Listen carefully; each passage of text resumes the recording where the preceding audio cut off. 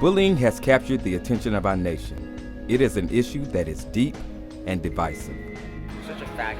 It's such a die. It was a burning feeling of just nobody cares about me. A national dialogue is taking place on how to address the issue. This program adds its voice to the conversation. Please join us in exploring compassionate solutions to a complex problem. From the heart.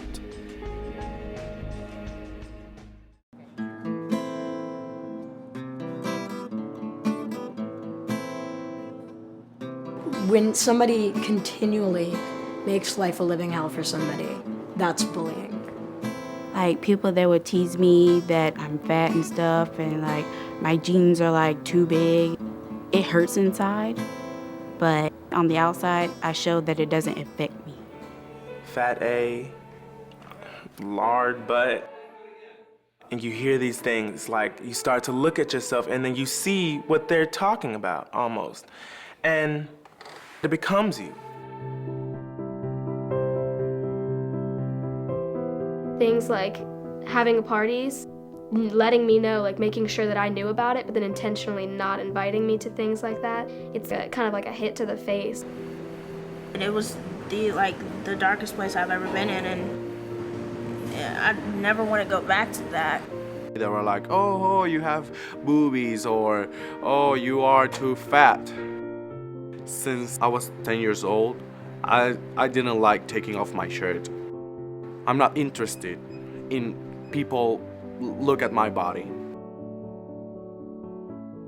I thought about the girl that I had bullied in middle school and couldn't stop crying because I felt so bad because I never get to tell her I'm sorry. I never get to say to her, you know, I did this because I felt bad about myself and I felt that I had to put you down to keep the attention off of me so people wouldn't laugh at me or talk about me.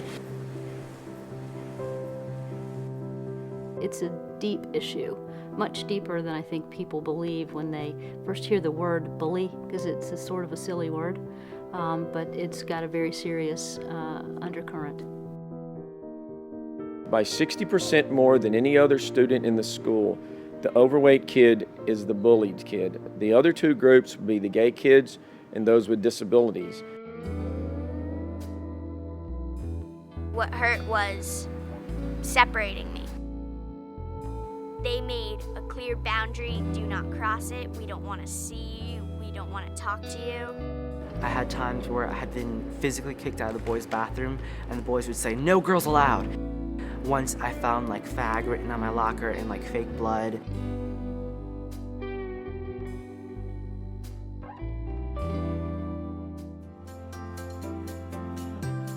Adults, parents, big sisters and brothers all have a responsibility to help be a part of this culture where compassion rules.